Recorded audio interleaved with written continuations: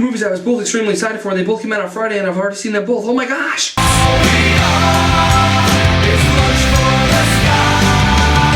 For the Expendables, why don't we? Of course I was excited for this movie. I have testicles. I had to freaking sneak into this movie. They measured my masculinity at the door and they wouldn't let me in. By saying that, I gave an example of why everyone is so excited for this movie. Just look at the poster. Read the cast list. This is supposed to be the mother of all guy films.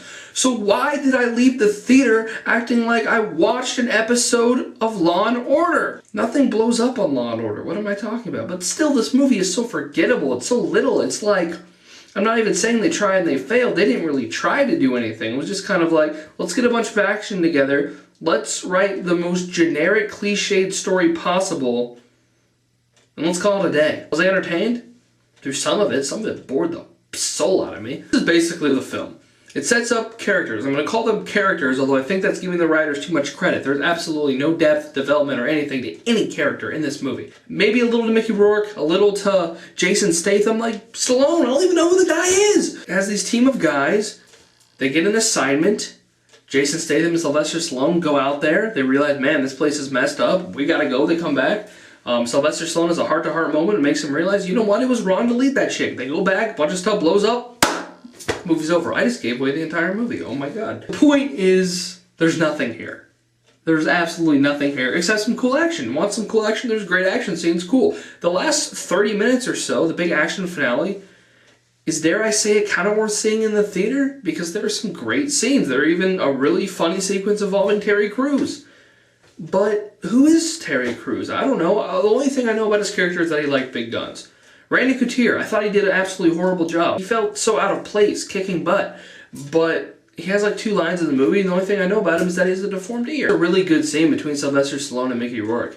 And it had some really good dialogue, and it felt out of place. Why did it feel out of place? Because nothing else in the movie was anywhere near as good as it. Like, the rest of the dialogue is pretty crappy, to be honest. Like, there's some story involving Dolph Lundgren that felt just too cliche and just kind of thrown in there. And the sad thing is Dolph Lundgren actually did a really good job.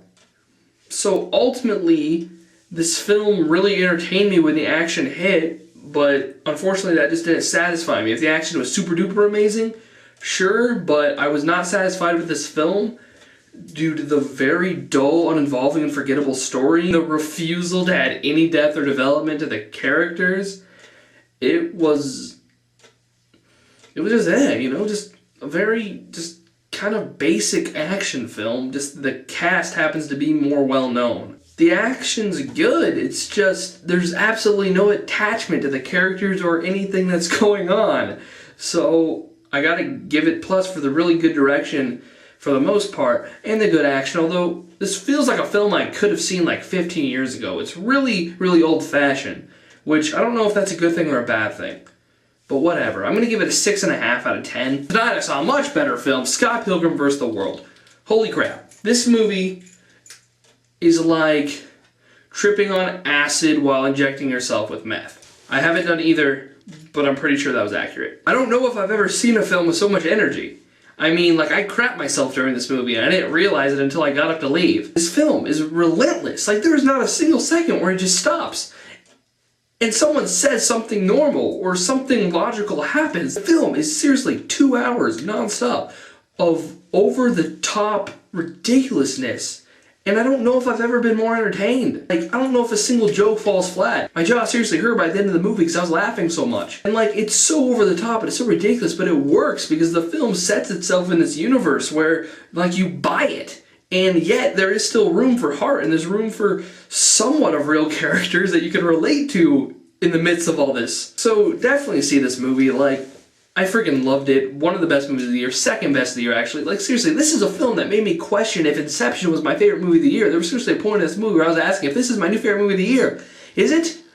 Darn close, but no, it's not better than Inception. I know if I put it better than Inception, I'd get countless comments going, oh my god, how in the world could a comedy be in the same league as Inception? Inception is a groundbreaking masterpiece, and you just don't understand it. Alright, I got it. Inception, favorite movie of the year. Scott Pilgrim, second. Scott Pilgrim is a 10 out of 10, believe it or not. I'm sorry. I don't know the last time I gave a comedy a 10 out of 10. But this is an action comedy, so ha! I know, this is from the director of Shaun of the Dead and Hot Fuzz. I really like both those films, but this movie dominates both of them. I mean, really go out and see this movie. It's so creative with its inspiration from, old-fashioned video games and the fighting styles. I really understood a lot of it. I'm not a huge gamer, but there's a lot of inside jokes there that I just found hilarious. And again, just every single line of this movie is just hilarious, just nonstop. It has a great cast: Kieran Culkin, Anna Kendrick. Michael Cera was actually likable in this movie, believe it or not.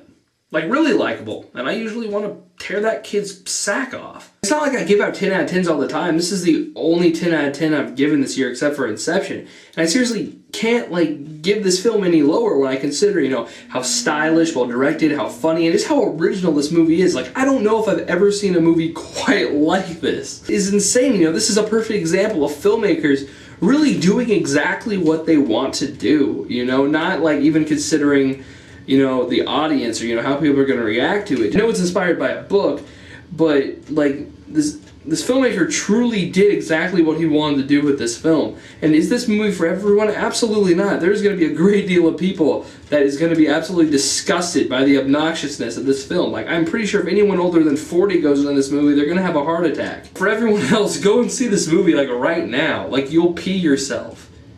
And you'll like it. Overall, freaking see the movie, 10 out of 10. I freaking loved it. Expendables, 6.5 out of 10. Go see it if you have nothing to do, if you want. If you really, really want to see Expendables and you have nothing to do.